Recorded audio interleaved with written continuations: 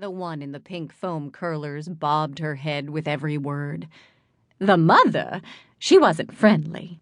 A bath-robed bystander crossed her arms for emphasis. Hardly spoke to anyone. I waved a few times when I saw her walking the baby, but she ignored me.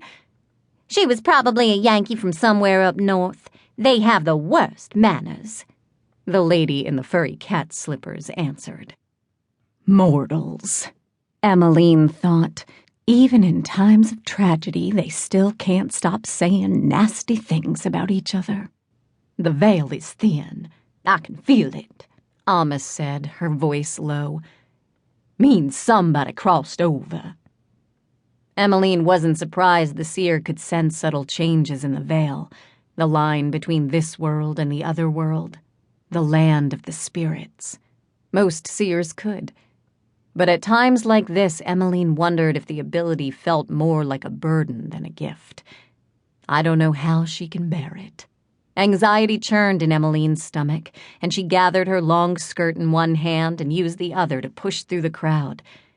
But when she reached the orange cones and the edge of the sidewalk, she gasped.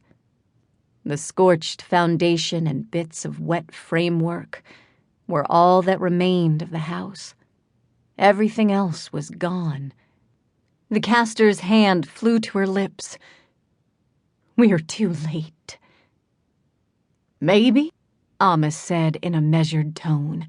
Maybe not. She pointed a bony finger at the ladder truck parked closest to them. A hulking black dog with a heavy coat of wild fur and the snout of a wolf stared back at them, as if he was waiting. Emmaline recognized the animal immediately. Boo Radley, Macon Ravenwood's caster dog. If Boo was here, Macon wouldn't be far behind. Boo Radley barked and one of the firefighters shooed him away, but Boo only circled back.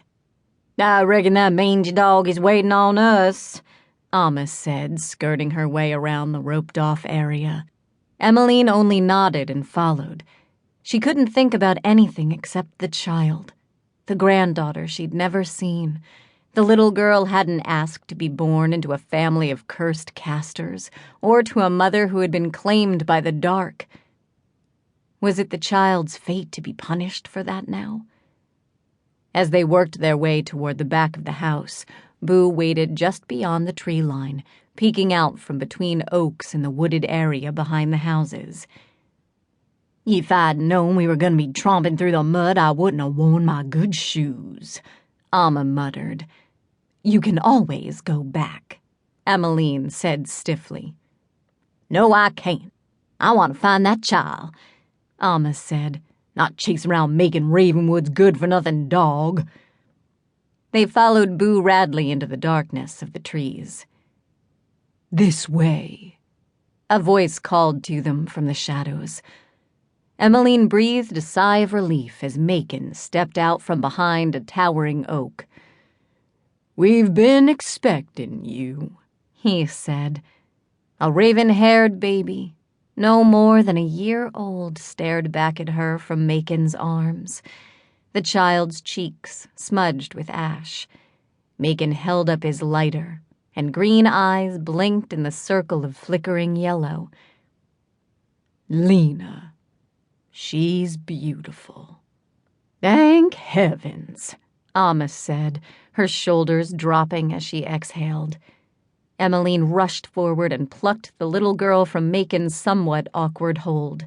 What about the child's father? She asked tentatively. Macon shook his head. Emmaline, momentarily distracted by her granddaughter's black curls, looked up. Were you able to save him, too? I'm afraid not. Macon shoved his hands in the pockets of the black cashmere overcoat, hanging loosely on his lanky frame. If it weren't for his pupilless obsidian eyes, someone could easily mistake him for a handsome mortal businessman instead of a deadly...